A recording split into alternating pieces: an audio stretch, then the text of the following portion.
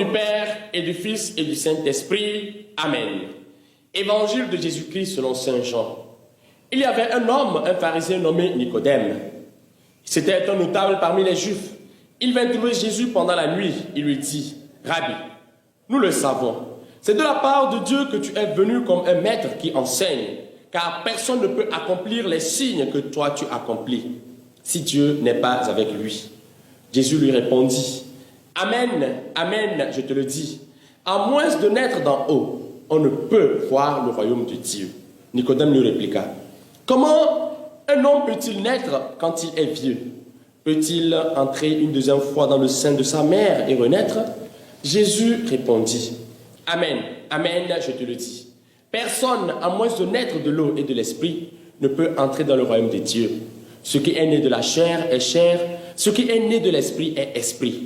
Ne sois pas étonné si je t'ai dit, il vous faut naître d'en haut. Le vent souffle où il veut, tu entends sa voix, mais tu ne sais ni d'où il vient ni où il va.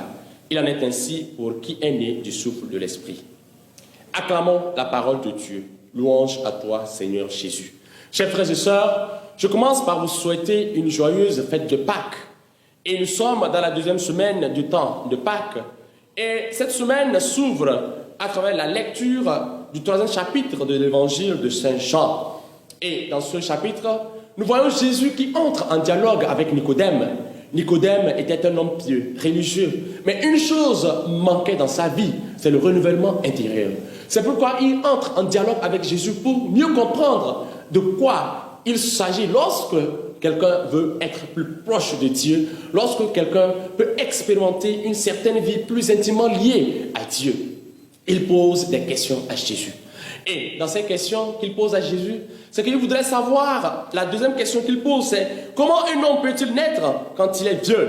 Peut-il entrer une deuxième fois dans le sein de sa mère et renaître?